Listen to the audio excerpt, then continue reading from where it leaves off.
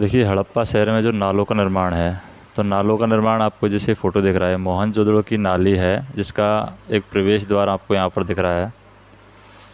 तो ये इसका एंट्री पॉइंट होगा, जो कि नाले का एंट्री पॉइंट है। तो नालों का निर्माण हड़प्पा शहर में किस तरीके से हुआ था? हड़प्पा शहरों की सबसे अनूठी विशेषताओं में से एक यहाँ पर है नियोजित जल निकास प्रणाली। यानी यहाँ पर जो जल निकास का जो सिस्टम था वो काफ़ी अच्छा था, नियोजित था, प्री प्लान्ड था। और यदि आप निचले शहर के नक्शे को देखें तो आप जान पाएंगे कि सड़कों और गलियों को लगभग एक ग्रिड पद्धति में बनाया गया था। ये एक दूसरे को समकोण पर काटती थी और ऐसा प्रतीत होता था कि पहले नालियों के साथ गलियों को बनाया गया था और फिर उनके अगल बगल आवासों का निर्माण किया गया था। मतलब पहले नालियों को बनाया गया और उस नाली बनाने के बाद में क्या है, अगल बगल आवास का निर्माण किया जाता था। तो आप ये देख सकते हैं कि जो पहले प्री प्लानिंग किस तरीके से शहर में की जाती थी। यदि घरों को गंदे पानी को गलियों की नालियों से जोड़ना था तो प्रत्येक घर की कम से कम एक दीवार की गली से सटा होना आवश्यक था, क्योंकि अगर गली से सटा रहेगा तभी आप उसमें गंदा पानी है वो बेच सकते हैं। अगर हम दुर्ग की बात करें, हालांकि अधिकांश हड़प्पा बस्तियों में एक छोटा ऊंचा पश्चिमी तथा एक बड़ा निचला पूर्वी भाग होता था, पर इस नियोजन में विविधताएं भी थी। जैसे धोलावीरा और लोथल गुजरात जैसे स्थलों पर पूरी बस्ती किलेबंदी थी। शहर के कई हिस्से भी दीवार से घेरकर अलग अलग किए गए थे। लोथल में अगर बात करें, लोथल में दुर्ग जो है वो दीवार से घिरा तो नहीं था, पर कुछ ऊंचाई पर दुर्ग को बनाया गया था लोथल के अंदर। अगर हम देखें गृह स्थापत्य के बारे में कि उस समय गृह स्थापत्य किस तरीके से था, किस तरीके से घरों का निर्माण होता था, और अब तक खोजी गई प्राचीनतम प्रणाली की अगर हम बात करें, देखिए अब तक खोजी गई प्राचीनतम प्रणालियों में तो हमारे पास में ये आता है कि नालियों के विषय में मेके यहाँ पर लिखते हैं कि निश्चित रूप से यह अब तक खोजी गई सर्वथा संपूर्ण प्राचीन प्रणाली है। हर आवास गली की नलियों से जोड़ा गया था। मुख्य नाले हैं गारे में जमाई गई ईंटों से बने रहते थे और इन्हें ऐसी ईंटों से ढका गया था जिन्हें सफाई के लिए हटाया जा सके। कुछ स्थानों पर ढकने के लिए चूना पत्थर की पट्टिकाओं का प्रयोग होता था। घरों की नालियां हैं पहले एक हौदी या मलकुंड में खाली होती थी, उसमें ठोस पदार्थ जमा हो जाता था और गंदा पानी है गली की नालियों में बह जाता था। बहुत लंबे नालों में कुछ अंतराल पर सफाई के लिए हौदियाँ बनाई जाती थी। और यह पुरातत्व का एक अजूबा ही है कि मलबे जो हैं, आपके मलबे मुख्यतः रेत के छोटे छोटे ढेर, यानी सामान्यतः हम कह सकते हैं निकासी के नालों के अगल बगल पड़े मिले थे, जो ये दर्शाते हैं कि नालों की सफाई के बाद कचरे को हमेशा हटाया नहीं जाता था। अगर गृह स्थापत्य में हम देखें, मोहनजोदड़ो का निचला शहर है आवासीय भवनों का उदाहरण प्रस्तुत करता है। इनमें से कई एक आंगन पर केंद्रित थे जिनके चारों ओर कमरे बने होते थे। और जैसे कि हम देखें, आंगन खाना पकाने और कताई करने जैसी गतिविधियों का केंद्र जो था वो आंगन ही था, क्योंकि आंगन में ये खाना भी पकाते थे और कताई करना या कुछ रोज़गार का जो काम है ये लोग आंगन में ही करते थे। और ख़ास तौर से अगर हम बात करें गर्म और शुष्क मौसम में, जहाँ पर पहले लोग हैं अपनी एकांतता को दिया जाने वाला महत्व था। मतलब लोग हैं एकांत में विचार विमर्श करते थे, एकांत को यहाँ पर महत्व देते थे। रोचक पहलू ये है कि लोगों के द्वारा अपनी एकांतता को महत्व दिया जाता था और भूमि तल पर बनी दीवारों में खिड़कियाँ यहाँ पर नहीं थी। जो अंडरग्राउंड घर होते थे वहाँ पर खिड़कियाँ नहीं थी। इसके अतिरिक्त मुख्य द्वार से आंतरिक भाग और आंगन को सीधा हम अवलोकन नहीं होता था। जैसे कि आज जब हम आंगन बनाते हैं या घर का कुछ आंतरिक भाग बनाते हैं तो मुख्य द्वार से सीधा दिख जाता है, लेकिन पहले जो है मुख्य द्वार से आंगन और आंतरिक भाग है घर का वो सीधा नहीं दिखता था। हर घर की ईंट के फर्श से बना होता था और अपना एक स्नानघर होता था। जैसे कि अगर हम देखें यहाँ पर ये मकान का स्टाइल है उस समय का, हड़प्पा सभ्यता का। तो हर घर की ईंटों को देखिए, फर्श जो है ईंटों से बना हुआ है, फर्श को यहाँ पर ईंटों से बनाया गया है। और नालियाँ हैं दीवार के माध्यम से सड़क की नालियों से जुड़ी हुई हैं। कुछ घर हैं दूसरे तल या छत पर जाने हेतु, कुछ यहाँ पर एक घर से दूसरे घर या तल पर जाने होती सीढ़ियाँ भी यहाँ पर बनाई गई हैं। कई आवासों में कुएं थे जिसमें एक ऐसे कक्ष भी बनाए गए हैं जिनमें बाहर से आया जा सकता है, जिसका प्रयोग सामान्यतः हम राहगीर या जो लोग पैदल चलते हैं यात्राओं पर जाते हैं उन राहगीरों के लिए रखा गया था। विद्वानों ने अनुमान लगाया है कि मोहनजोदड़ो में कुओं की जो कुल संख्या थी 700 कुएँ थे यहाँ पर। मोहनजोदड़ो की जो बस्ती थी वहाँ पर 700 कुएँ थे। तो अगर हम दुर्ग की बात करें कि दुर्ग की कंस्ट्रक्शन किस तरीके की थी, उसका दुर्ग का क्या महत्व है और दुर्ग का डिज़ाइन किस तरीके से किया गया था, तो देखिए दुर्ग पर हमें ऐसी संरचनाओं के हमें साक्ष्य मिले हैं। ये जो फ़ोटो आप देख रहे हैं ये दुर्ग का फ़ोटो है, तो इसमें संरचना को हम विस्तार से देख सकते हैं। तो इसमें हम देखते हैं कि ऐसी संरचनाओं के हमें यहाँ पर साक्ष्य मिले हैं जिनका प्रयोग संभवतः विशिष्ट सार्वजनिक प्रयोजनों के लिए किया जाता था। इसमें एक हम देखते हैं माल गोदाम, एक ऐसी विशाल संरचना है। अभी माल गोदाम यहाँ पर देख लीजिए, ये माल गोदाम है दुर्ग में। अभी माल गोदाम के बारे में देखें तो ये माल गोदाम एक ऐसी विशाल संरचना है जिसके ईंटों से बने केवल निचले हिस्से शेष हैं, निचले हिस्से हैं यहाँ पर शेष हैं, जबकि ऊपरी हिस्से जो लकड़ी से बने होते थे बहुत पहले ही यहाँ पर ऊपरी हिस्से हैं ये नष्ट कर दिए गए थे। निचले हिस्से जो है ईंटों से बने हुए थे, तो ये निचले हिस्से यहाँ पर शेष हैं, ऊपरी हिस्से नष्ट हो गए हैं। और यहाँ पर विशाल स्नानघर भी है जो आप यहाँ पर देख रहे हैं माल गोदाम के जस्ट सामने। यहाँ पर सीढ़ियाँ हैं, ये विशाल स्नानघर है जहाँ पर नहाने की व्यवस्था होती थी और ये मुख्य सड़क से कनेक्टेड है। उसके बाद में हम देखें विशाल स्नानघर आंगन में बना हुआ एक आयताकार जलाशय है जो चारों ओर से गलियारे से घिरा हुआ है और जलाशय के तल तक जाने के लिए यहाँ पर क्या है सीढ़ियाँ भी बनी हुई है ताकि जलाशय के तल तक जा सके। उत्तरी और दक्षिणी भाग में 2 सीढ़ियाँ हैं और जलाशय के किनारों पर ईंटों को जमा करके या जिप्सम के गारे का प्रयोग करके जलबद्ध किया गया है। तीनों ओर यहाँ पर जलाशय के कक्ष बने हुए हैं जिनमें से एक में एक बड़ा कुआं था और जलाशय में पानी एक बड़े नाले में बह जाता है, मतलब जलाशय से जो पानी है बड़े नाले से निकल जाता है। और उसके उत्तर में एक गली के दूसरी ओर अगर हम देखें छोटी संरचनाएं थी जिसमें 8 स्नानघर बनाए गए हैं। एक गलियारे के दोनों ओर 4-4 स्नानघर यहाँ पर बनाए गए हैं। और ये यहाँ पर देखिए महाविद्यालय है, ये देवीय मार्ग है, स्तूप चित्र, मतलब कि यहाँ पर पूजा स्थल भी हैं। तो ये दक्षिण हिस्सा रह गया शहर का। प्रत्येक स्नानघर से नालियाँ गलियारों के साथ साथ बने एक नाले में मिलती हैं और इस संरचना का अनोखापन और दुर्ग क्षेत्र में कई विशिष्ट संरचनाओं के साथ इसके मिलने से इस बात का स्पष्ट संकेत मिलता है कि इनका प्रयोग है किसी प्रकार के विशेष अनुष्ठानिक स्नान के लिए यहाँ पर किया जाता था। अभी हम देखते हैं सामाजिक विभिन्नताएं किस तरीके से थी या फिर सामाजिक विभिन्नताएं उस समय हड़प्पा के समय किस तरीके की थी और उनका अवलोकन के बारे में जब हम चर्चा करते हैं तो समाधान के बारे में सबसे पहले बताया गया है। मतलब कि तांबे का तर्पण होता था और पुरातात्विक यह जानने के लिए कि क्या किसी संस्कृति विशेष में रहने वाले लोगों के बीच सामाजिक और धार्मिक भिन्नताएं थी, क्या उनके बीच में इस तरीके का कोई अंतर था जो सामाजिक और धार्मिक रूप से लोगों को अलग कर सके। तो सामान्यतः कई विधियों का प्रयोग हम करते हैं और इन्हीं विधियों में से एक सवादानों का अध्ययन है। आप संभवतः मिस्र के विशाल पिरामिड जिनमें से कुछ हड़प्पा सभ्यता के समकालीन थे इससे परिचित होंगे। इनमें से कई पिरामिड हैं वो राजकीय सवादान थे जहाँ पर बहुत बड़ी मात्रा में धन संपत्ति है वो दफनाई जाती थी। हड़प्पा स्थलों से मिले सवादानों में आमतौर पर मृतकों को गर्तों में दफनाया गया था। कभी कभी सवादान है गर्त की बनावट एक दूसरे से भिन्न होती थी। कुछ स्थानों पर गर्त की सतहों पर ईंट की चिनाई की जाती थी। तो ये विविधताएं हैं सामाजिक भिन्नताओं की ओर संकेत करती हैं। और कुछ कब्रों में मृदभांड और आभूषण मिले हैं जो संभवतः हमें एक ऐसी मान्यता की ओर संकेत करते हैं जिनके अनुसार इन वस्तुओं का मरणोपरांत भी प्रयोग किया जाता था। जैसे अगर हम बात करें पुरुषों और महिलाएं दोनों ही सवादानों से हमें आभूषण मिले हैं। और 1980 के दशक में हड़प्पा के अगर कब्रिस्तानों की बात करें तो हड़प्पा के कब्रिस्तानों में जब उत्खनन किया गया तो एक पुरुष की खोपड़ी के समीप शंख के 3 छल्ले मिले हैं जिसमें जैस्पर एक प्रकार का एक उपरत्न है, उसके मनके और सैकड़ों की संख्या में सूक्ष्म मनकों से बना हुआ एक आभूषण मिला था। कहीं कहीं पर मृतकों को तांबे के तर्पण के साथ दफनाया जाता था। यानी परंतु हम बात करें कुल मिलाकर के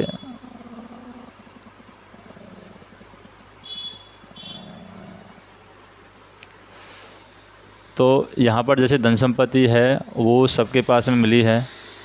तो हड़प्पा स्तंभों से मिले सवादानों में आमतौर पर मृतकों के गर्तों में दफनाया जाता था। कभी कभी सवादानें गर्त की बनावट एक दूसरे से भिन्न होती थी और कुछ स्थानों पर गर्त की सतहों पर ईंटों की चिकनाई की जाती थी। और ये विविधताएं सामाजिक भिन्नताओं की ओर संकेत करती हैं जिसके बारे में हम ये कह सकते हैं कि इनके बारे में हमें ज़्यादा जानकारी नहीं मिलती है। कुछ कब्रों में हम देखें मृदभांड और आभूषण मिले हैं, जो संभवतः एक ऐसी मान्यता की ओर संकेत करते हैं जिनके अनुसार इन वस्तुओं का मृत्यु के उपरांत प्रयोग किया जाता था।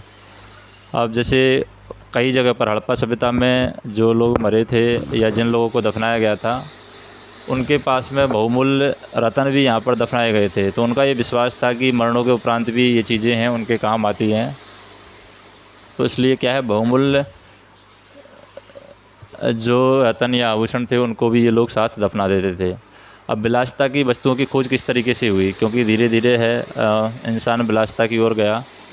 तो ये जो पात्र आपको दिख रहा है, ये है फयान से बना एक पात्र है। पात्र किसका निर्माण, फयान से इस पात्र का निर्माण हुआ है। तो सामाजिक भिन्नता को पहचानने की एक अन्य विधि है ऐसी पुरावस्तुओं का अध्ययन, जिन्हें पुरातात्विद मोटे तौर पर उपयोगी या विलास की वस्तुओं में वर्गीकृत करते हैं। पहले वर्ग में रोज़मर्रा के उपयोग की वस्तुएं सम्मिलित थी, जिन्हें पत्थर या मिट्टी जैसे सामान्य पदार्थों से आसानी से बनाया जा सकता था। इसमें चक्कियाँ हो गया, मृदभांड हो गया, सुइयाँ, झावा आदि शामिल थी। ये वस्तुएं सामान्य रूप से वस्तुओं में सर्वत्र पाई गई हैं। पुरातात्विद हैं उन वस्तुओं की कीमत मानते थे।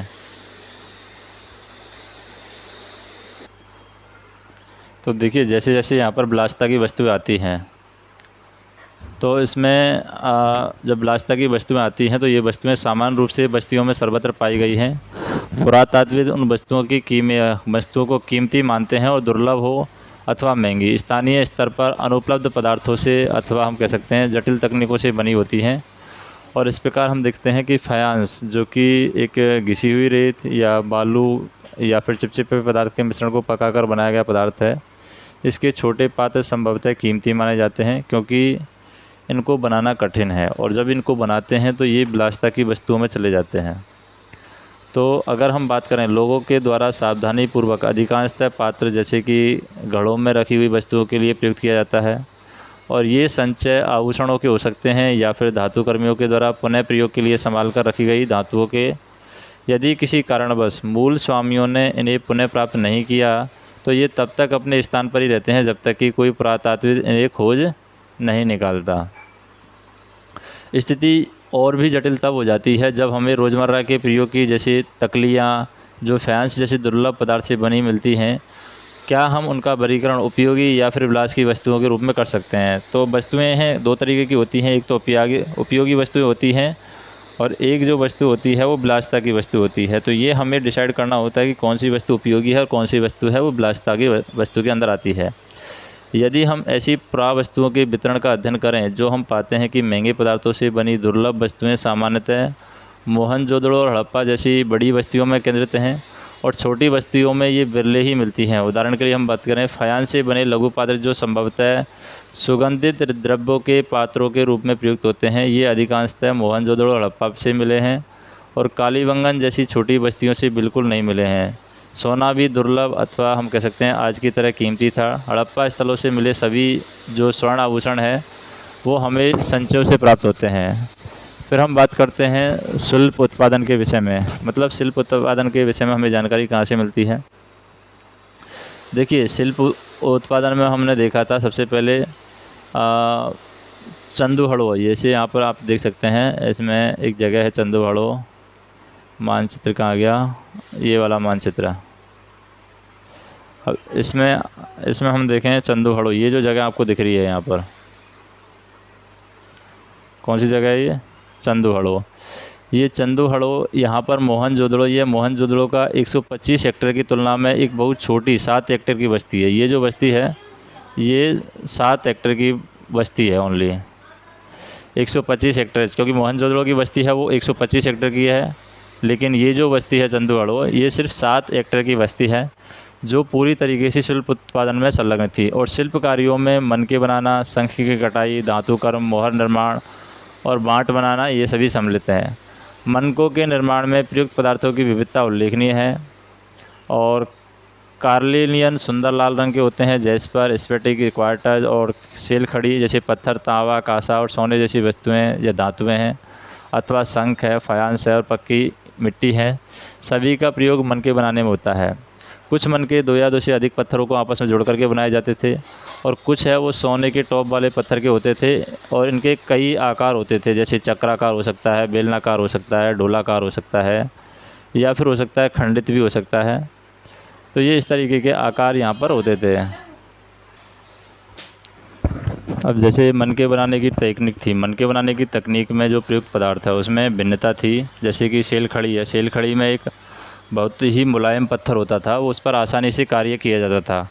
कुछ मनके हैं वो सेल खड़ी चूर्ण की लेप को सांचे में डाल करके तैयार किए जाते थे। इसमें ठोस पदार्थों से बनने वाले केवल ज्यामितीय आकारों के विपरीत कई विविध आकारों के मनके यहाँ पर बनाए जा सकते थे। सेल खड़ी के सूक्ष्म मनके कैसे बनाए जाते थे, ये प्रश्न है प्राचीन तकनीकों का अध्ययन करने वाले पुरातत्वविदों के लिए एक पहेली बना हुआ है। पुरातत्वविदों के द्वारा किए गए प्रयोगों से यह दर्शाया है कि जो कार्नेलियन का लाल रंग, पीले रंग के कच्चे माल और उत्पादन के विभिन्न चरणों के मनकों को आग में पका करके प्राप्त किया जाता था। पत्थर के पिंडों को पहले अपरिष्कृत आकारों में तोड़ा जाता था और फिर बारीकी से शक्ल निकाल करके इन्हें अंतिम रूप दिया जाता था। घिसाई, पॉलिश और इसमें छेद करने के साथ ही यह प्रक्रिया पूरी होती थी। और यहाँ पर चनोदड़ो, लोथड़ और हाल ही में अगर बात करें धोलावीरा ने से छेद करने के विशेष उपकरण यहाँ पर मिले हैं।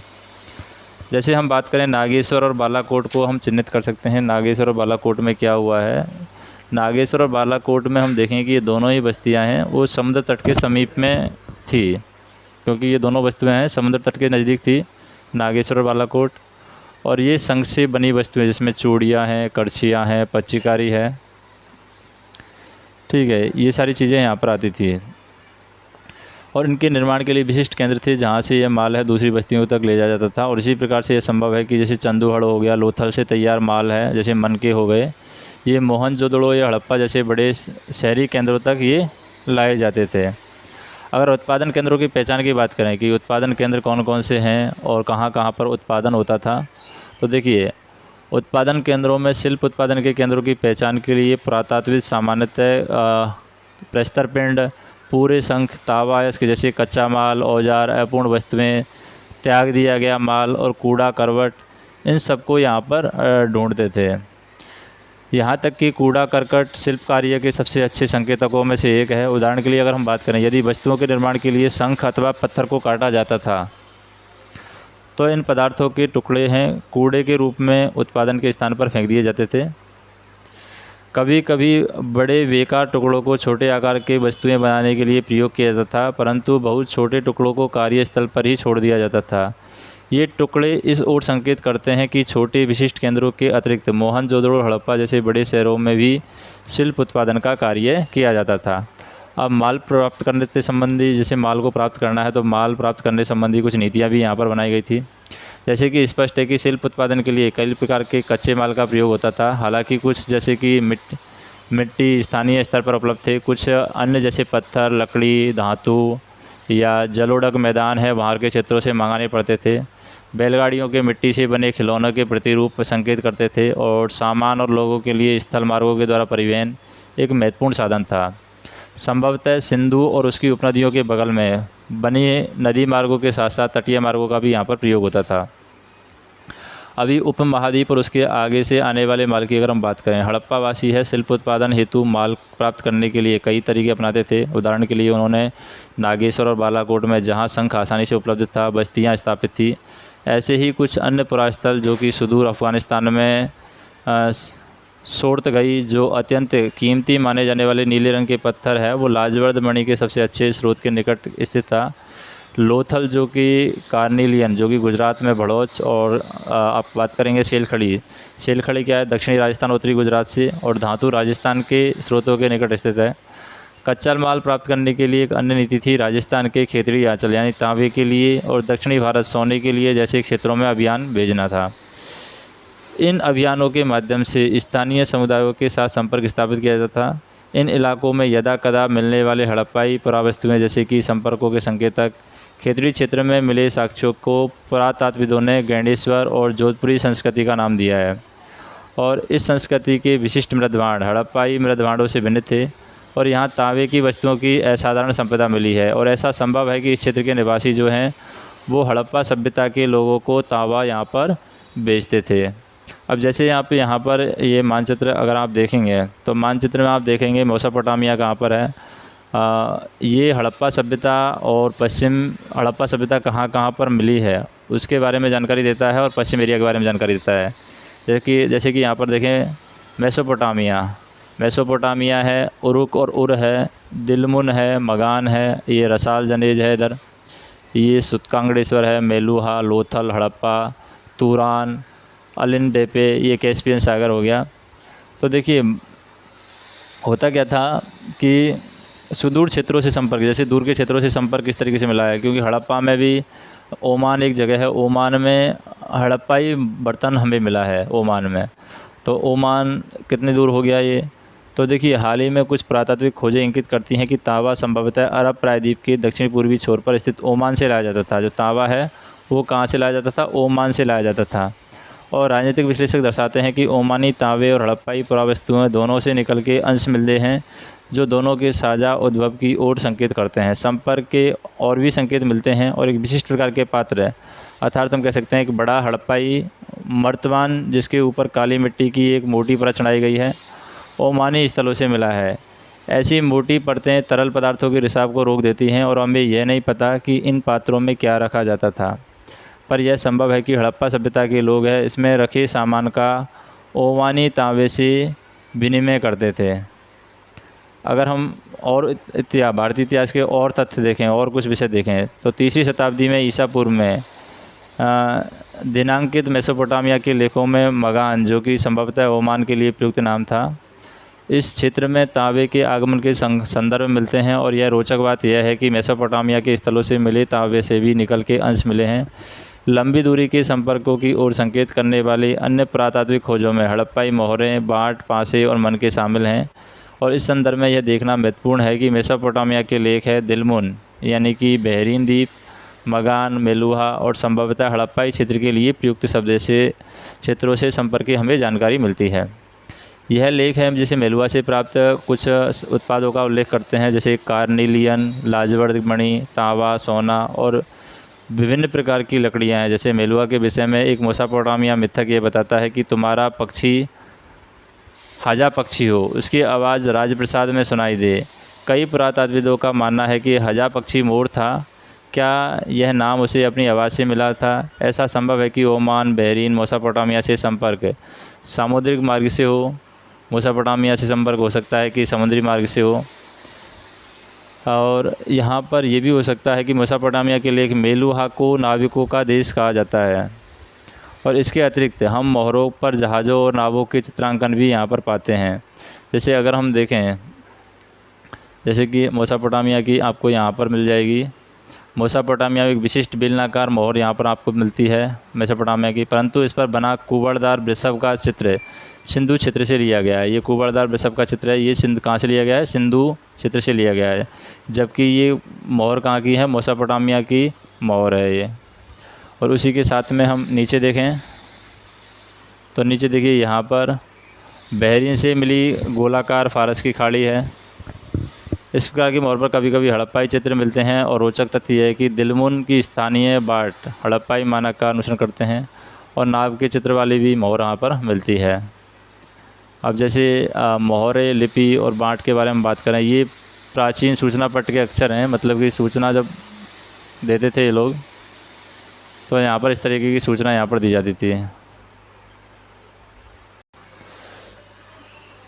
देखिए मोहरे, लिपि और बाट की अगर बात करें, मोहरे और मुद्रांकन जो है, जैसे मोहरे और मुद्रांकन का प्रयोग है लंबी दूरी के संपर्कों को सुविधाजनक बनाने के लिए होता था। क्योंकि पहले क्या है, मोहरे प्रमाण का काम करती थी। आज भी मोहरे हैं प्रमाण का काम करती हैं, पहले भी मोहरे हैं वो प्रमाण का काम करती थी। मोहरे और मुद्रांकन का प्रयोग लंबी दूरी के संपर्कों को सुविधाजनक बनाने के लिए होता था। कल्पना कीजिए कि सामान से भरा हुआ एक थैला एक स्थान से दूसरे स्थान पर भेजा गया है। उसका मुख्य जो है वो रस्सी से बंधा हुआ है, ठीक है, और गांठ पर थोड़ी गीली मिट्टी जमा करके एक या अधिक मोहरों से उसको दबा दिया जाता है, तो जिससे मिट्टी पर मोहरों की छाप पड़ जाती है। और यदि इस थैले को अपने गंतव्य स्थान पर पहुंचने तक मुद्रांकन अक्षुण्ण रहा तो इसका अर्थ है कि थैले के साथ किसी प्रकार की छेड़छाड़ नहीं हुई है। और मुद्रांकन से प्रेषक की पहचान का भी आपको पता चल जाएगा किसने इस थैले को भेजा है। तो ये एक तरीका हो गया कि मोहरों का किस तरीके से उपयोग होता था। एक रहस्यमयी लिपि आपको मिलती है यहाँ पर। सामान्यतः हड़प्पाई मोहरों पर एक पंक्ति में कुछ लिखा होता था जो संभवतः मालिक के नाम या पदवी को दर्शाता था। विद्वानों ने यह सुझाव भी दिया है कि इन पर बना चित्र आमतौर पर एक जानवर या अनपढ़ लोगों को सांकेतिक रूप से इसका अर्थ बताता था।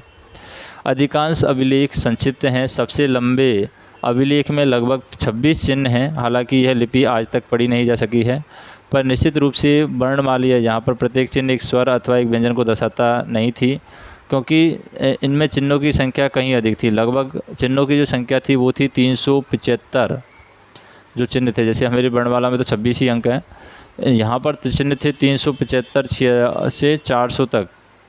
तो ऐसा प्रतीत होता है कि ये लिपि दाईं ओर से बाईं ओर लिखी जाती थी। जब लिखते थे तो ये हो सकता है कि ये दाएं से बाएं इस तरीके से ये लिपि को ये लिखते थे।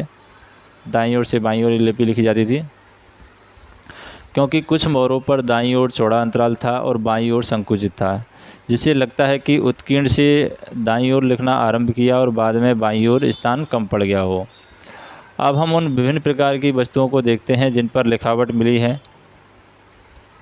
मोहरे, तांबे के औजार और मर्तबानों के आवट, तांबे अथवा मिट्टी की लघु पट्टिकाएँ, आभूषण, अस्थि छड़ें, यहाँ तक कि एक प्राचीन सूचना पट्ट है जहाँ पर हम याद रख सकते हैं कि नष्ट प्राय वस्तुओं पर भी लिखा जाता है। क्या इसका यह अर्थ लगाया जा सकता है कि साक्षरता जो है वो व्यापक थी? देखिए, बाँट की अगर बात करें, बाँट विनिमय बाँटों की एक सूक्ष्म या परिशुद्ध प्रणाली के द्वारा निर्मित थे। ये बाँट जो है सामान्यतः चर्ट नामक पत्थर से बनाए जाते थे और आमतौर पर ये किसी भी प्रकार के निशान से रहित होकर के घनाकार होते थे और इन बाँटों के निचले मानदंड है वो होते थे द्विआधारी, जबकि ऊपरी मानदंड है वो दशमलव प्रणाली का अनुसरण करते थे। और छोटे बाँटों का प्रयोग है संभवतः आभूषण और मनकों को तोलने के लिए किया जाता था। और धातु से बने तराजू के पल्ले भी यहाँ पर मिले हैं। अगर हम प्राचीन सत्ता की बात करें कि जो प्राचीन सत्ता है वो किस तरीके से थी, तो हड़प्पाई समाज में जटिल फैसले लेने और उन्हें कार्यान्वित करने के लिए संकेत मिलते हैं। उदाहरण के लिए हम बात करें हड़प्पाई पुरावस्तुओं में असाधारण एकरूपता को ही ले लें तो मोहरे, बाँटों और ईंटों से स्पष्ट है कि महत्वपूर्ण बात यह है कि ईंटें जिनका उत्पादन स्पष्ट रूप से किसी एक केंद्र पर नहीं होता था, जम्मू से गुजरात तक पूरे क्षेत्र में समान अनुपात की थी। हमने यह भी देखा है कि अलग अलग कारणों से बस्तियां विशेष स्थानों पर आवश्यकता के अनुसार स्थापित की गई थी। इसके अतिरिक्त ईंटें बनाने और विशाल दीवारों और चबूतरों के निर्माण के लिए श्रम संगठित किया गया था।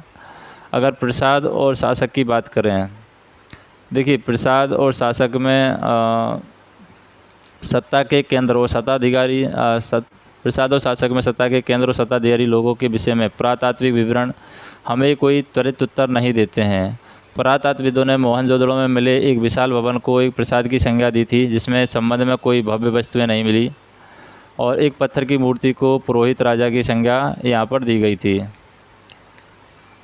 और यह नाम आज भी प्रचलित है। ऐसा इसलिए क्योंकि पुरातत्वविद मेसोपोटामिया के इतिहास और वहाँ के पुरोहित राजाओं से परिचित थे।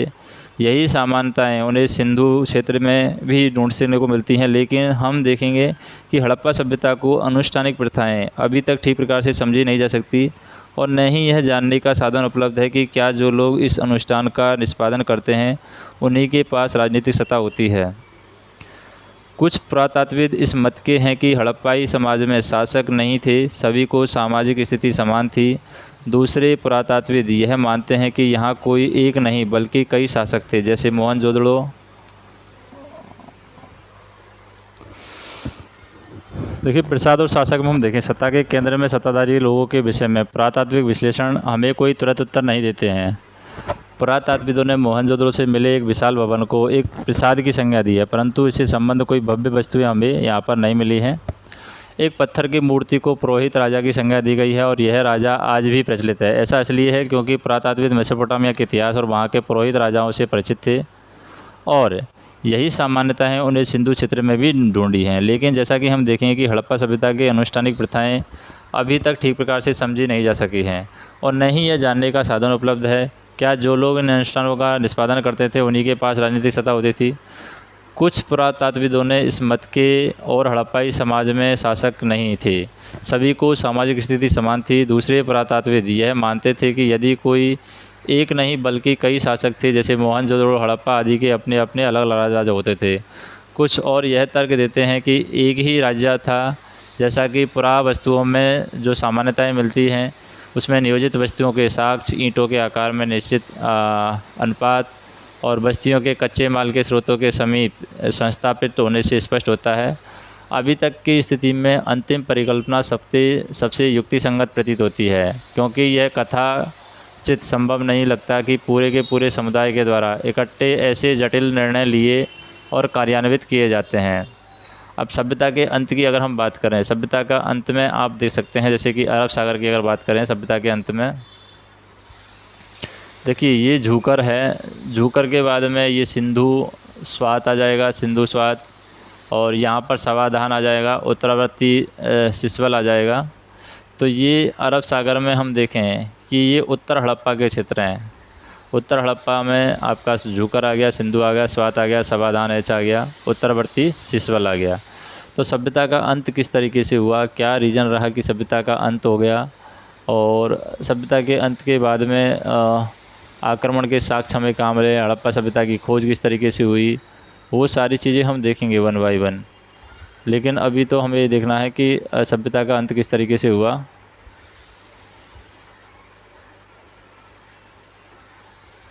ठीक है, तो देखिए सभ्यता के अंत ऐसे साक्ष्य मिले हैं जिनके अनुसार लगभग 1800 ईसा पूर्व तक चोलिस्तान जैसे क्षेत्रों में अधिकांश विकसित हड़प्पा स्थलों को त्याग दिया गया था। इसके साथ ही अगर हम बात करें गुजरात, हरियाणा और पश्चिम उत्तर प्रदेश की नई बस्तियों में आबादी यहाँ पर बढ़ने लगी थी। ऐसा लगता है कि उत्तर हड़प्पा के क्षेत्र में 1900 ईसा पूर्व के बाद भी अस्तित्व में रहे कुछ चुने हुए हड़प्पा स्थलों की भौतिक संस्कृति में बदलाव आया, जैसे सभ्यता की विशिष्ट पुरावस्तुएं, बाँटों, मोहरों और विभिन्न मनकों को समाप्त हो जाना। और अगर हम बात करें लेखन, लंबी दूरी का व्यापार और शिल्प विशिष्टता भी समाप्त हो गई थी। सामान्यतः थोड़ी वस्तुओं के निर्माण के लिए थोड़ा ही माल प्रयोग में लाया जाता था। आवास निर्माण की तकनीक का यहाँ पर ह्रास हुआ और बड़ी सार्वजनिक संरचनाओं का निर्माण हुआ, और अब ये बंद हो गया। कुल मिलाकर के पुरावस्तुएं और बस्तियों इन संस्कृतियों में एक ग्रामीण जीवन शैली की ओर संकेत करती हैं, और इन संस्कृतियों को उत्तर हड़प्पा अथवा हम कह सकते हैं अनुवर्ती संस्कृतियाँ कहा जाता है। ये परिवर्तन कैसे हुए, इस विषय में कई व्याख्याएं यहाँ पर दी जाती हैं। जैसे इसमें जलवायु परिवर्तन एक कारण हो सकता है, वनों की कटाई है वो भी एक कारण हो सकता है कि वनों की कटाई की वजह से ऐसा हो गया हो, और वनों की कटाई के अलावा आपका अत्यधिक बाढ़, नदियों का सूख जाना, मार्ग बदल लेना या भूमि का अत्यधिक उपयोग भी यहाँ पर शामिल है। इनमें से कुछ कारण कुछ बस्तियों के संदर्भ में तो सही हो सकते हैं, परंतु पूरी सभ्यता के पतन की व्याख्या ये नहीं करते हैं। ऐसा लगता है कि यह सुदृढ़ एकीकरण के तत्व संभवतः हड़प्पाई राज्य का अंत हो गया था। मोहरे, लिपि, विशिष्ट मनकों और मृद भांडों के लेप, मानकीकृत बाँट प्रणाली के स्थान पर स्थानीय बाँटों का प्रयोग, शहरों के पतन और परित्याग जैसे परिवर्तनों से इस तर्क को बल मिलता है। उपमहाद्वीप को एक पूरी तरीके से अलग क्षेत्र में नए शहरों के विकास के लिए एक सहस्त्राब्दी से भी अधिक समय तक प्रतीक्षा यहाँ पर करनी पड़ी है। और अगर हम बात करें एक आक्रमण के साक्ष्य की, डेडमैन लेन एक सकरी गली है जिसका चौड़ाई 3 से 6 फीट तक परिवर्ती है। वह बिंदु जहाँ यह गली पश्चिम की ओर मुड़ती है, 4 फीट और 2 इंच की गहराई पर एक खोपड़ी का भाग और एक वयस्क की छाती और हाथ के ऊपर बाकी हड्डियाँ मिली हैं। ये सभी बहुत भुरभुरी अवस्था में थी, और यह धड़ पीठ केवल गली में अड़ा हुआ था, और पश्चिम की ओर 15 इंच की दूरी पर एक छोटी खोपड़ी के कुछ टुकड़े मिले हैं। इस गली का नाम इन्हीं अवशेषों पर आधारित है जिसको हम डेडमैन लेन एक सकरी गली कहते हैं। 1925 में मोहनजोदड़ो के इसी भाग से 16 लोगों के अस्थि पंजर उन आभूषणों सहित मिले हैं जो उन्हें मृत्यु के समय पहने हुए थे। और कुछ बहुत समय पश्चात 1947 की अगर बात करें, 1947 में REM व्हीलर ने, जो भारतीय पुरातात्विक सर्वेक्षण के तत्कालीन डायरेक्टर जनरल थे, इन पुरातात्विक साक्ष्यों का उपमहाद्वीप में ज्ञात प्राचीनतम ग्रंथ ऋग्वेद के साक्ष्यों से संबंध स्थापित करने का प्रयास किया। उन्होंने लिखा कि ऋग्वेद में पुर शब्द का उल्लेख है। इसका अर्थ है कि प्राचीन किला और गढ़, और आर्यों के शुद्ध देवता इंद्र को भी पुरंदर अथवा गढ़ विध्वंसक यहाँ पर कहा गया है। ये दुर्ग कहाँ है या थे? पहले यह माना गया कि ये मिथक मात्र है। हड़प्पा में हाल ही में हुए उल्लेखों से मानव परिदृश्य बदल दिया है। यहाँ हम मुख्यतः अनार्य प्रकार के एक बहुत विकसित सभ्यता पाते हैं, जिनमें अब प्राप्त जानकारी के अनुसार विशाल किलेबंदी की गई थी। यह सुदृढ़ रूप से स्थिर सभ्यता कैसे नष्ट हो गई? हो सकता है कि जलवायु संबंधी आर्थिक और राजनीतिक कमी ने इन्हें कमज़ोर कर दिया हो, पर अधिक संभावना इस बात की है कि जानबूझ करके बड़े पैमाने पर किए गए विनाश से इसे अंतिम रूप से समाप्त कर दिया है। यह मात्र संयोग नहीं हो सकता है। मोहनजोदड़ो के अंतिम चरण में आवास होता है और यहाँ पुरुषों, महिलाओं और बच्चों का जनसंहार किया गया था। परिस्थिति साक्ष्यों के आधार पर इंद्र अभियुक्त माना जाता है। 1960 के दशक में जॉर्ज डेल्स नामक पुरातत्वविद ने मोहनजोदड़ो के जनसंहार के साक्ष्यों पर सवाल उठाया। उन्हें दिखाया कि उन स्थानों पर मिले सभी अस्थिपंजर एक ही काल से संबंध नहीं थे। हालांकि इसमें 2 से निश्चित रूप से संहार के संकेत मिले हैं, पर अधिकांश अस्थियां जिन संदर्भों में मिली हैं उन्हें भी इंगित करती हैं कि ये अत्यंत लापरवाही और श्रद्धाहीन तरीके से बनाए गए समाधान थे। शहर के अंतिम काल से संबंधित विन्यास का कोई स्तर नहीं है और व्यापार स्तर पर अग्निकांड के चिन्ह नहीं है। चारों ओर फैले हथियारों के बीच कवचकारी सैनिकों के शिविर नहीं है। दुर्ग से जो शहर का एकमात्र किलेबंदी भाग था, अंतिम आत्मरक्षण के लिए कोई साक्ष्य यहाँ पर नहीं मिले हैं। फिर हम देखते हैं हड़प्पा सभ्यता की खोज किस तरीके से हुई। अब देखते हैं कि हड़प्पा सभ्यता की खोज है वो किस तरीके से हुई है। देखिए, जब हम अपने हड़प्पा सभ्यता के विभिन्न पहलुओं का विश्लेषण कर रहे थे या इसका संदर्भ दिया था, तो किस प्रकार पुरातत्वविदों ने भौतिक अवशेषों से प्राप्त साक्ष्यों के माध्यम से एक आकर्षक इतिहास के अलग अलग अंशों को एक साथ जोड़ा था। लेकिन एक और कहानी भी है कि किस प्रकार पुरातत्वविदों ने सभ्यता की खोज की थी। देखिए, जब हम हड़प्पा सभ्यता के शहर नष्ट हो गए थे, जो भी हड़प्पा के शहर थे जब नष्ट हो गए थे,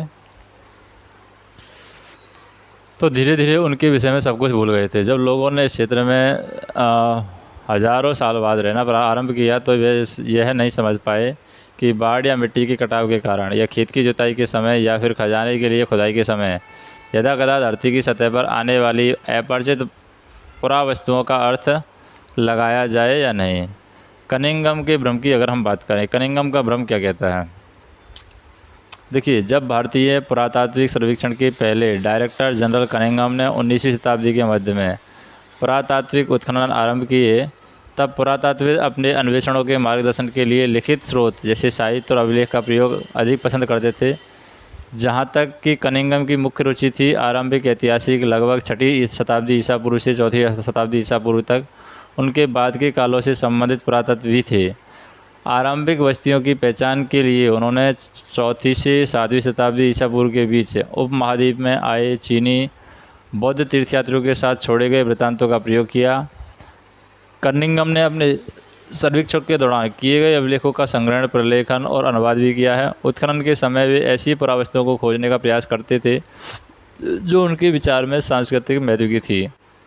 तो यहाँ पर हम देख सकते हैं कि कनिंघम को हड़प्पा से प्राप्त पहली ज्ञात मोहर है, उसका रेखा चित्र आपको यहाँ पर दिख रहा है। हड़प्पा जैसे स्थल, देखिए, जो चीनी तीर्थयात्रियों ने यात्रा का कार्यक्रम हिस्सा नहीं था, जो कि आरंभिक ऐतिहासिक शहर भी नहीं था, कनिंघम के अन्वेषण के ढांचे में उपयुक्त नहीं बैठता था। इसलिए हालांकि हड़प्पाई पुरावस्तुएं 19वीं शताब्दी में कभी कभी मिलती थी, इनमें से कुछ तो कनिंघम तक पहुंची भी नहीं थी, फिर भी यह समझ नहीं पाए कि ये पुरावस्तुएं कितनी प्राचीन हैं। एक अंग्रेज ने कनिंघम को एक हड़प्पाई मोहर दी और उन्होंने मोहर पर ध्यान तो दिया नहीं, पर उन्होंने उसे एक छोटे कालखंड में दिनांकित करने का असफल प्रयास किया जिससे वे परिचित थे। और ऐसा इसलिए था कि क्योंकि कई और लोगों की तरह भी उनका भी यह मानना था कि भारतीय इतिहास का प्रारंभ गंगा की घाटी में पनपे पहले शहरों के साथ होगा, और उनकी सुनिश्चित अवधारणा के चलते यह कोई आश्चर्य की बात नहीं है कि हड़प्पा के महत्व को समझने में चूक गए थे। पुरा स्थल टीले स्तर पुरातात्विक पुरास्थल वस्तुएं और संरचनाओं के निर्माण, प्रयोग या फिर उन्हें त्याग दिए जाने से बनते थे। जब लोग एक ही स्थान पर नियमित रूप से रहते थे तो भूमिखंड के अनवरत उपयोग और पुनः उपयोग से आवासीय मलबों का निर्माण हो जाता था, जिन्हें हम टीला कहते हैं। अल्पकालीन और स्थायी परित्याग की स्थिति में हवा और पानी की क्रियाशीलता और कटाव के कारण भूमिखंड के स्वरूप में बदलाव आ जाता है और इन टीलों में मिले स्तरों से प्राप्त प्राचीन वस्तुओं से आवास का पता चलता है। और ये स्तर एक दूसरे ही रंग, प्रकृति और उनमें मिली पुरावस्तुओं के संदर्भ में भिन्न होते हैं। परित्यक्त स्तर जैसे कि बंजर स्तर तक कहा जाता है कि पहचान इन सभी लक्षणों के अभाव में की जाती है। सामान्य तौर पर सबसे निचले स्तर प्राचीनतम और सबसे ऊपरी नवीनतम होते थे और इन स्तरों के अध्ययन को स्तर क्रम विज्ञान कहा जाता है और स्तरों में मिली पुरावस्तुओं को विशेष सांस्कृतिक कालखंडों से संबंध किया जा सकता है, जिनमें एक पुरा स्थल का पूरा सांस्कृतिक क्रम आपको पता किया जा सकता है। जैसे कि हम बात करें नवीन प्राचीनतम सभ्यता की बात करें, एक नवीन प्राचीनतम सभ्यता क्या है?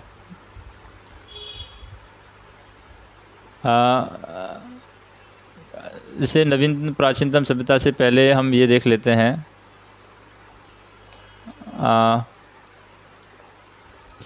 पुरास्थल टीले और उनके स्तर किस तरीके से रहे हैं। देखिए, पुरास्थल टीले हैं पुरातात्विक पुरास्थल वस्तुएं और संरचनाओं के निर्माण और प्रयोग फिर उन्हें त्याग दिए जाने से बनते हैं। जब लोग एक ही स्थान पर नियमित रूप से रहते हैं तो भूमिखंड के अनवरत उपयोग और पुनः उपयोग से आवासीय मलबों का निर्माण हो जाता था, जिन्हें हम टीला कहते हैं। अल्पकालिक या फिर स्थायी परित्याग की स्थिति में हवा या पानी की क्रियाशीलता और कटाव के कारण भूमिखंड के स्वरूप में बदलाव आ जाता है और इन टीलों के मिले स्तरों से प्राप्त प्राचीन वस्तुओं से आवास का पता चलता है। ये स्तर एक दूसरे रंग, प्रकृति और इनमें मिली हुई पुरातात्विक वस्तुओं के संदर्भ में भिन्न होते थे।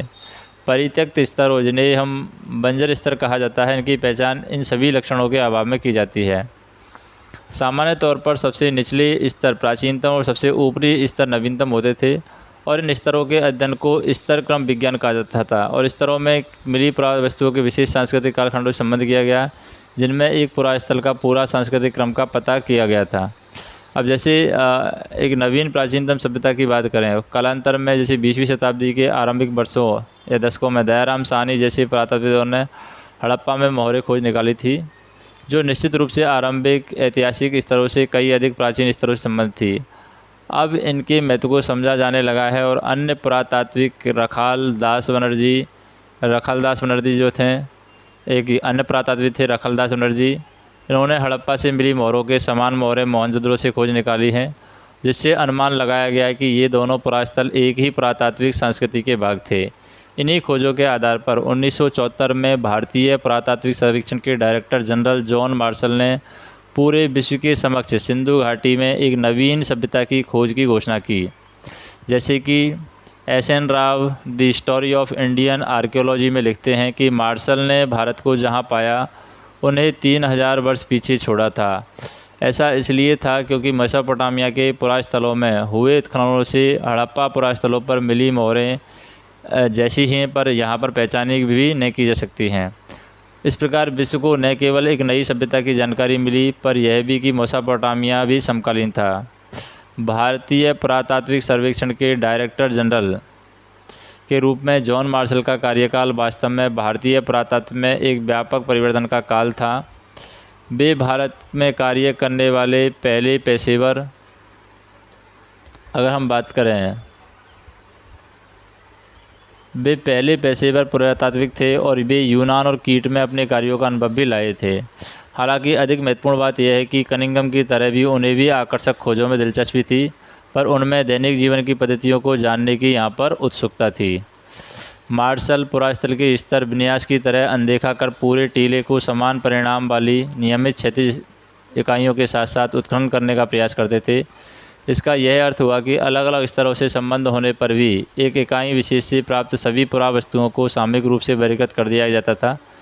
परिणाम स्वरूप इन खोजों के संदर्भ में विषय में हम बात करें, बहुमूल्य जानकारी हमेशा के लिए लुप्त हो जाती है। अब हड़प्पा में व्हीलर की बात करें। हड़प्पा में व्हीलर क्या है, क्या चीज़ बताता है हड़प्पा में व्हीलर? आरंभिक पुरातात्विद कई बार साहस की भावना से कार्य करते थे और व्हीलर ने हड़प्पा में अपने अनुभव के विषय में यह लिखा है।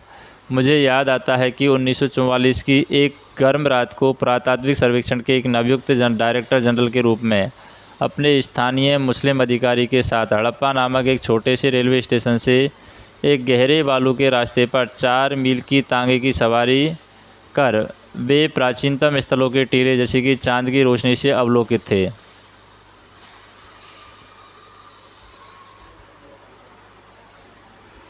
ठीक है। और इसके समीप स्थित एक विश्राम गृह तक पहुंचा जाता है। ये अपने चिंतित सहकर्मी की इसी चेतावनी से हमें इसका निरीक्षण अगली सुबह 5:30 से 7:30 तक समाप्त कर देना चाहिए। इसके पश्चात बहुत अधिक गर्मी हो जाती है और इसके बाद प्रवेश द्वारों में काली आकृति के पंखे वालों की धीरतापूर्वक बैठ या छोड़ दिया जाता था और पड़ोस की बीहड़ से अनगिनत सियारों की रात की हवा को चीरती हुई आवाज़ों के बीच में ये सोने चले जाते थे। ठीक है। अभी हम बात करते हैं कि अगली सुबह ठीक 5:30 हमारे छोटे से काफ़िले से बालू के टीले की ओर बढ़ना आरंभ किया और 10 मिनट के भीतर मैं रुका और सबसे ऊंचे टीले को देखते हुए अपनी दृष्टि पर अविश्वास के साथ अपने आंखें मलने लगा। और 6 घंटे बाद भी मेरे घबराए हुए कर्मचारीगण और मैं सूर्य की तेज़ रोशनी में कुदालियों और चाकुओं के साथ कठिन परिश्रम कर रहे थे। मुझे डर है कि मेरे सहयोगी काम के मेरे जुनून के कारण मुझे सनकी ना समझ ले। अभी नई तकनीक और प्रश्न पर अगर हम सवाल उठाते हैं, 1944 में भारतीय पुरातात्विक सर्वेक्षण के डायरेक्टर जनरल बने REM व्हीलर ने इस समस्या का निदान किया। व्हीलर ने पहचाना कि एक समान क्षैतिज इकाइयों के आधार पर खुदाई की बजाय टीले के स्तर विन्यास का अनुसरण करना अधिक आवश्यक है। साथ ही सेना के पूर्व ब्रिगेडियर के रूप में उन्होंने पुरातात्विकी पद्धति में एक सैनिक परिशुद्धता का समावेश भी किया था।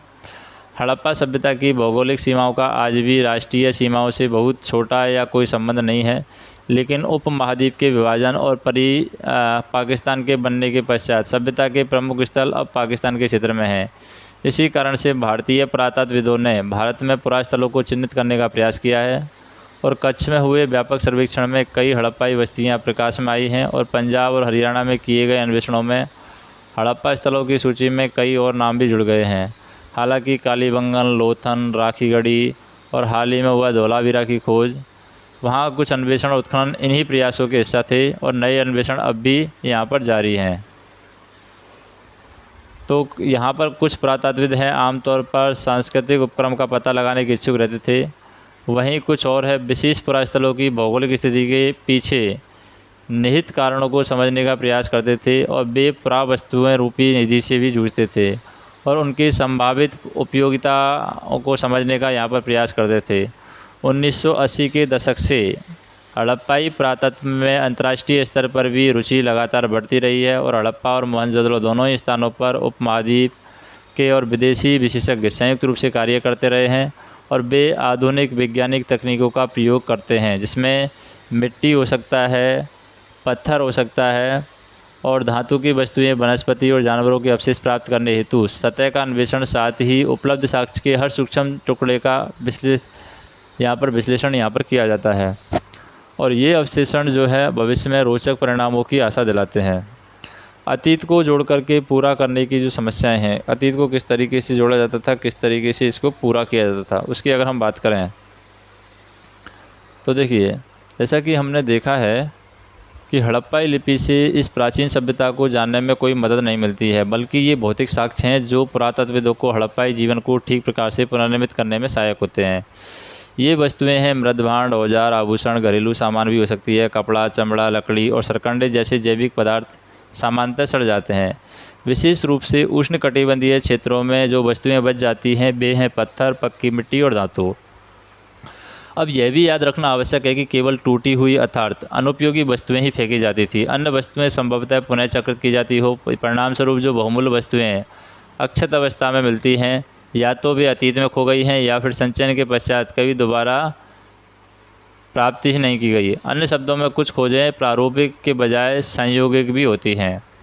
अब खोजों का जो खोज की गई है उन खोजों का वर्गीकरण भी किया गया है। पुरातत्व या पुरावस्तुओं को पुनः प्राप्ति पुरातात्विक उद्यम का आरंभ मात्र है। इसके बाद पुरातत्वविद अपनी खोजों को वर्गीकृत करते हैं और वर्गीकरण का एक सामान्य सिद्धांत प्रयुक्त पदार्थ जैसे पत्थर, मिट्टी, धातु, अस्थि, हाथी दांत आदि के संबंध में होता है। दूसरा और अधिक जटिल उनकी उपयोगिता के आधार पर होता है और पुरातत्वविदों को यह तय करना पड़ता है कि कोई भी पुरावस्तु एक औजार है या एक आभूषण या फिर दोनों या अनुष्ठानिक प्रयोग की कोई वस्तु। किसी पुरावस्तु की उपयोगिता को समझ अक्सर आधुनिक समय में प्रयुक्त वस्तुओं और उसकी समानता पर आधारित होती है। मनके, चक्कियाँ, पत्थर की फलकें, पात्र इसके स्पष्ट उदाहरण हैं। पुरातात्विकविद किसी भी पुरावस्तु की उपयोगिता को समझने का प्रयास उस संदर्भ के परीक्षण के माध्यम से करते हैं जिसमें वह मिली है। क्या वे घर में मिली है, नाले में मिली है, कब्र में मिली है या भट्टी में मिली है। कभी कभी पुरातात्विद को अप्रत्यक्ष साक्ष्यों का सहारा भी लेना पड़ता है। उदाहरण के लिए, हालांकि कुछ हड़प्पा स्थलों में कपास के टुकड़े मिले हैं, पर पहनावे के विषय में जानने के लिए हमें अप्रत्यक्ष साक्ष्यों जैसे मूर्तियों के चित्रण पर निर्भर रहना पड़ता है। पुरातत्वविदों को संदर्भ की रूपरेखाएं विकसित करना पड़ता है। हमने देखा है कि पहली बार हड़प्पाई मोहर को जब तक नहीं समझा जा सका जब तक पुरातत्वविदों को उसे समझने के लिए सही संदर्भ नहीं मिला हो। तो यहाँ पर सांस्कृतिक अनुक्रम जिसमें यह मिली है वह मेसोपोटामिया में हुई खोजों की तुलना में या दोनों के संबंध में ये दर्शाता है। अब व्याख्या की समस्या यहाँ पर आ जाती है। जैसे यहाँ पर एक मातृ देवी थी जिनका ये फ़ोटो यहाँ पर दिखाई दे रहा है। व्याख्या की समस्या किस तरीके से आ जाती है कि पुरातात्विक व्याख्या की समस्या संभवतः सबसे अधिक धार्मिक प्रथाओं को जो पुनर्निर्माण के प्रयासों में सामने आती है। आरंभिक पुरातत्वविदों को लगता है कि कुछ वस्तुएं जो असामान्य और अपरिचित लगती थी संभवतः धार्मिक महत्व की होती थी। इसमें आभूषणों से लदी हुई नारियाँ, मृण मूर्तियाँ जिसमें से कुछ के शीर्ष पर विस्तृत प्रसाधन थे ये शामिल थी। इन्हें मातृ देवियों की संज्ञा दी गई थी। पुरुषों की दुर्लभ पत्थर से बनी वस्तुएं जिसमें उन्हें एक लगभग मानकीकृत मुद्रा में एक हाथ घुटने पर रखे बैठा हुआ दिखाई देता था, जैसा कि पुरोहित राजा को भी इसी प्रकार वर्गीकृत किया गया था। अन्य दृष्टांतों संरचनाओं को अनुष्ठानिक महत्व माना जाता था। इसमें विशाल स्नानागार और कालीबंगन और लोथल से मिली वेदियाँ भी यहाँ पर सम्मिलित हैं। अब मोहरों में हम देखें कि मोहरों में कुछ और भी संभवतः अनुष्ठान के दृश्य बने हैं। इसके परीक्षण से धार्मिक आस्थाओं प्रथाओं को पुनर्निर्मित करने का प्रयास भी किया गया है। कुछ अन्य जिन पर पेड़ पौधे उत्कीर्णित है मान्यता अनुसार प्रकृति की पूजा के संकेत देते हैं। मोहरों पर बनाए गए कुछ जानवर जैसे कि एक सींग वाला जानवर जिसे आमतौर पर एक श्रृंगी कहा जाता था कल्पित या संश्लिष्ट लगते थे। कुछ मोहरों पर एक आकृति जैसे पालसी मारकर योगी की मुद्रा में बैठाया दिखाई देता है। कभी कभी जिन जानवरों से घिरा दर्शाया जाता है आदि शिव या फिर हिंदू धर्म के प्रमुख देवताओं में से एक का आरंभिक रूप से संज्ञा दी गई है। इसके अतिरिक्त पत्थर की शंक्वाकार वस्तुओं की लिंग के रूप में वर्गीकृत किया गया है। अब जैसे हम बात करें जैसे कि हड़प्पाई धर्म के कई पुनर्निर्माण इस अनुमान के आधार पर किए गए थे कि आरंभिक और बाद की परंपराओं में समानता होती थी। ऐसा इसलिए होता था क्योंकि अधिकांश पुरातत्वविद ज्ञात से अज्ञात की ओर बढ़ते हैं अर्थात वर्तमान से अतीत की ओर। हालांकि यह नीति पत्थर की चक्कियों और पात्रों के संदर्भ में युक्तिसंगत हो सकती है, लेकिन धार्मिक प्रतीक के संदर्भ में यह अधिक संदिग्ध रहती है। तो हम यहाँ पर देखते हैं कि आदिशिव मोहरों को देखते हैं। आदिशिव मोहरें क्या हैं? आदिशिव मोहरों को देखते हैं तो सबसे पहले आपका जो आदिशिव मोहरें हैं, सबसे पहले आरंभिक धार्मिक स्थल ऋग्वेद लगभग 1500 से 1000 ईसा पूर्व के बीच संकलित हैं। इसमें रुद्र नामक एक देवता का उल्लेख मिलता है जो बाद की पौराणिक प्रथाओं में शिव के लिए प्रयुक्त एक नाम है। पहली शताब्दी में ईसा पूर्व से देखें हम शिव के विपरीत रुद्र को ऋग्वेद में न तो पशुपति जिसे सामान्य रूप से जानवरों या विशेष रूप से मवेशियों के स्वामी और न ही एक योगी के रूप में दिखाया गया है। दूसरे शब्दों में यह चित्रण है ऋग्वेद में दिए गए रुद्र के विवरण से मेल नहीं खाता है। फिर क्या यह कोई समन है जैसा कि कुछ विद्वानों ने सुझाया है? समन वे महिलाएं और पुरुष होते थे जो जादुई या इलाज करने की शक्ति होने के साथ ही दूसरी दुनिया से संपर्क साधने का सामर्थ्य का ये दावा करते थे।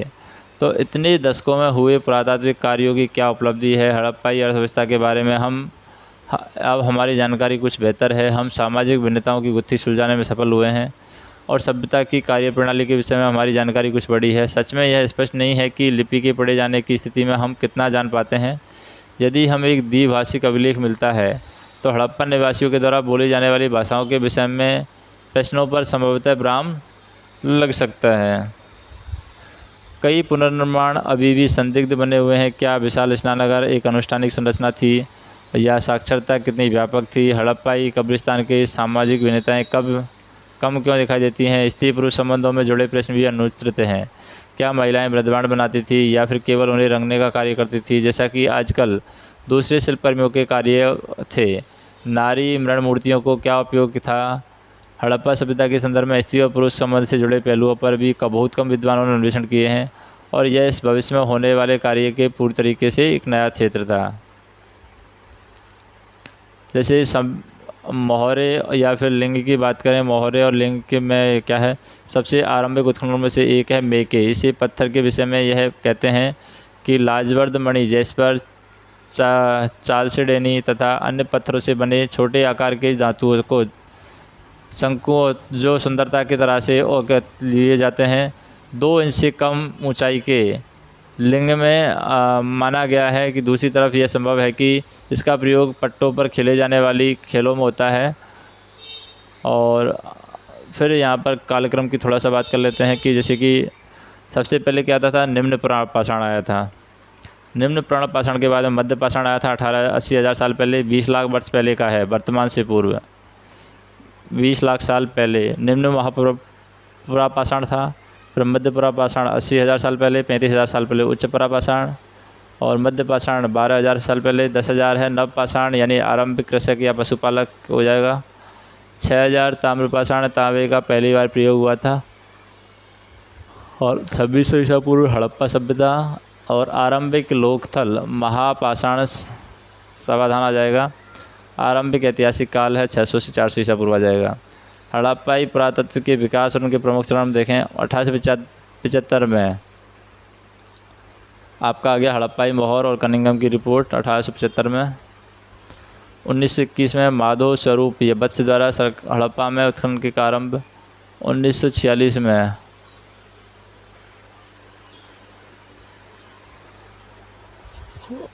देखिए 1946 में RIM व्हीलर द्वारा हड़प्पा में उत्खनन किया गया था।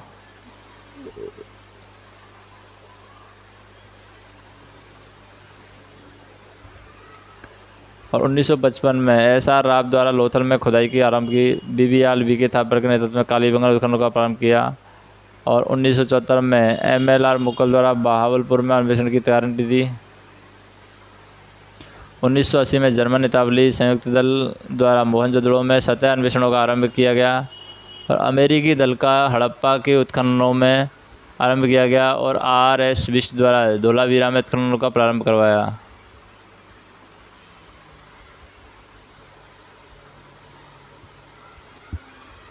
हड़प्पाई समाधान है उस तरीके से मिले हैं जैसे कुछ आभूषण कुछ जगह पर हो सकते हैं। तो हड़प्पाई सभ्यता के शहरों में लोगों को उपलब्ध भोजन सामग्री की सूची बनाइए। पुरातात्विक हड़प्पाई समाज में सामाजिक आर्थिक भिन्नता का पता किस प्रकार लगाते हैं? कौन सी वस्तुओं पर भिन्नता है?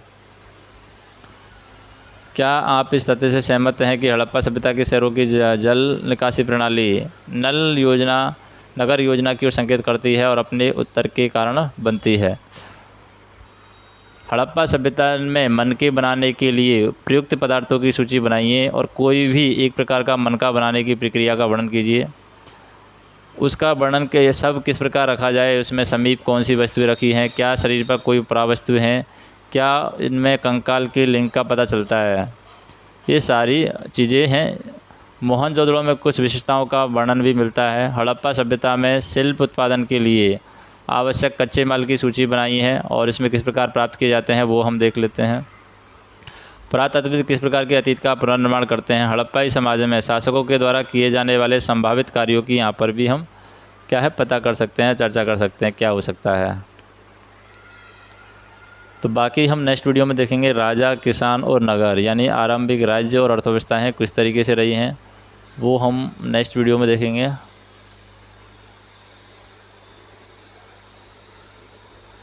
वैसे ये